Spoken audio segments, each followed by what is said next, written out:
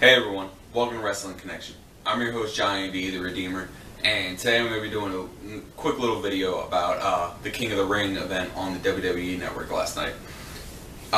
We saw from Raw that the semifinals for the King of the Ring tournament was going to be Sheamus and Neville, and then the other match would be Bad News Barrett versus R-Truth. In the first match, Sheamus versus Neville, we saw a lot of dominance from Sheamus. He really took control of the match. Didn't really let Neville really get up and running, which is very, very effective. A lot of people could probably, predict that Dolph Ziggler was going to come out in some way, and he did. He did something similar that Sheamus did on Raw. Ziggler came out and, was talking, distracted Sheamus, and this allowed Neville to pick up the win. Ziggler and Sheamus then went into like an all-out brawl in the ring and stuff. Sheamus even got busted open relatively good. Anybody with a brain could have seen this coming. I had predicted that Neville would advance to the finals, and that's what happened. Before the match with Barrett and R-Truth, Barrett did a promo about winning it. R-Truth did a promo about spiders. It was very odd. And on the other hand, something I kind of always liked about R-Truth, he's always been kind of out there and eccentric. It was kind of funny to watch, especially, I can't think of the guy's name that interviewed, Byron Saxton, that's his name. He was kind of like, what the hell's going on here, kind of look on his face. It was pretty funny. They had a really good match, though, with Barrett and R-Truth.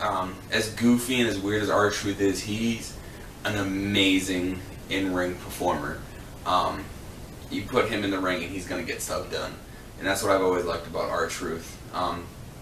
You may not always see him, he may not be in, big main event battles, but he can go in there and he can get the job done. And that's what he did at King of the Ring. He put up a good fight. Him and Barrett had a lot of good back and forth, and he made Barrett look good getting over. So Barrett did get the win, and our final match would be Adrian Neville versus Bad News Barrett. It's kind of funny and ironic. We had, as our final match at King of the Ring, it was the same as the first match at Extreme Rules. I thought that was kind of ironic. And again, they had another great match. We didn't get to see, I don't want to say didn't get to see, but it wasn't, it wasn't quite as good as, I guess you could say, as Extreme Rules, but it was still great. A really good match. Neville had his spots here and there, and he also got to show, he's not just a high flyer, he's got strength to him too. I love the suplex he does, where Barrett's bigger than him too, but he easily lifts him back and holds perfect bridge. It's great. Neville went for the red arrow, and Barrett moved and eventually got the bull hammer on him, getting the win. And I think it's great for Barrett. He definitely deserved it. Some could say this will do more for him than winning the Intercontinental Championship would have. He's in an elite group that not many people are in.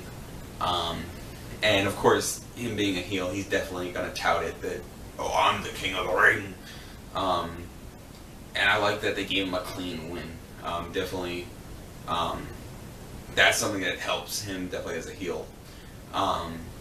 So I'm not sure about SmackDown, but definitely on Raw, we're going to hear from Barrett saying, I'm the King of the Ring, blah, blah, blah, him really going on and on about that. It was a nice little 1 hour thing. I said before, I wish King of the Ring was its own pay-per-view again. I think they could do a lot with it if it was more prominent once again. It's something they always talk about, like, Stone Cold was the King of the Ring, Triple H was the King of the Ring, this, that, and the other. And I think it could be used as another pay-per-view. We'll have to see if, maybe WWE to see how successful this one was and, maybe they'll decide to, bring it back as a full pay-per-view. I think it'd be nice. So that was it. It was real short.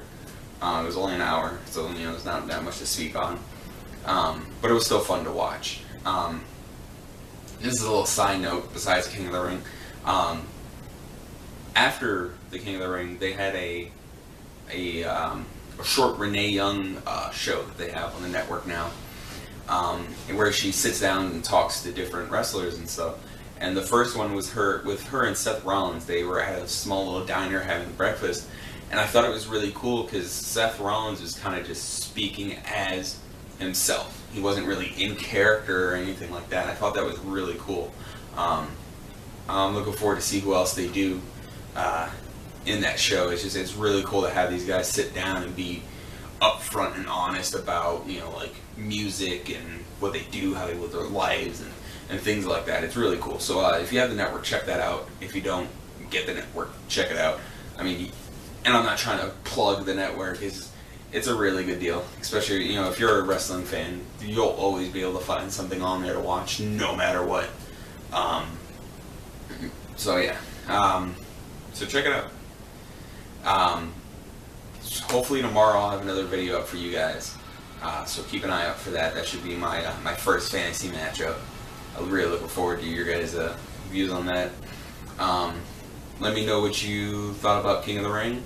Like, subscribe, share with your friends. Put it out there.